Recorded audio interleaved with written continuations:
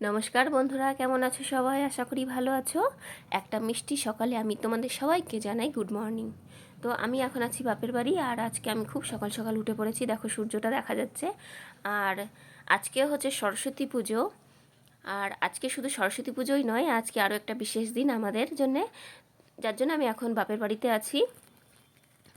আর সেই বিশেষ দিনটা হচ্ছে আজকে আমার বৌদির 7 মাসের 7 পূরণ দেওয়া হবে।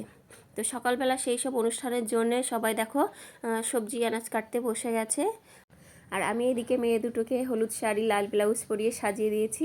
ওরা এখন যাবে সরস্বতী পুজোর অঞ্জলি দিতে পাশের বাড়ি পিউয়ের সাথে। তো এদেরকে কেমন লাগছে তোমরা একটু কমেন্ট করে জানিও।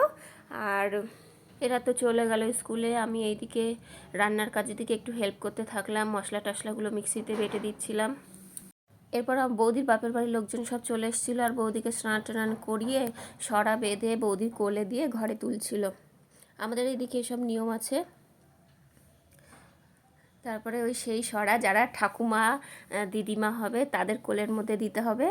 কোলের মধ্যে দিয়ে তার মধ্যে আবার আলতা ঢেলে দিতে হয়। তো ঠাকুমা যে এটা আমার মেজো কাকিমা, তো মেজো কাকিমার কোলে নাতি নাতনি যাই হোক দিয়ে আলতা খেলা শুরু হয়ে গেল। এরপর বৌদি ওইগুলো উঁচু করবে, কি ওঠে দেখা যাক, নোড়া নাকি প্রদীপ। এগুলো একটা হলো মজার জিনিস, সেগুলো থেকে আন্দাজ করা হয় তার ছেলে হবে নাকি মেয়ে হবে। যদিও বা আমি নোড়া তুলেছিলাম আমার বেলায়, কিন্তু আমার মেয়ে হয়েছে।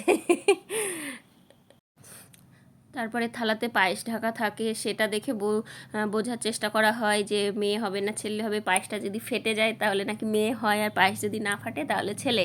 তো আমার বৌদির ক্ষেত্রে পায়েসটা ফাটেনি। বেশ মজার এগুলো। তারপরে অনেক আলতা টালতা খেলা হয়ে গেল।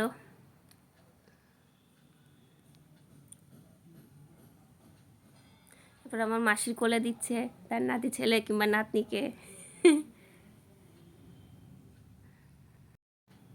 সব নিয়ম টিয়ম করা হয়ে গেলে তারপরে বৌদিকে আর দাদাকে একসাথে খেতে দিচ্ছে। তো এদিক ওদিক দুদিকেই সামলাতে হচ্ছিল, যার জন্য আমি সব ভিডিওগুলো বানাতে পারিনি। যেটুকুনি পেরেছি তোমাদের সাথে একটু শেয়ার করলাম। আমাদের কি কি নিয়ম আছে, সবার নিয়ম তো আবার একরকম থাকে না। তো আমাদের এইসব নিয়ম আছে, যেটুকুনি পেরেছি তোমাদের সাথে শেয়ার করলাম। ভালো লাগলে একটা লাইক সাবস্ক্রাইব করে দিও। আর যারা নতুন বন্ধু তারা প্লিজ একটা করে সাবস্ক্রাইব করে দিও। এতক্ষণ ধরে আমার ভিডিওটা দেখার জন্য তোমাদের সবাইকে ধন্যবাদ।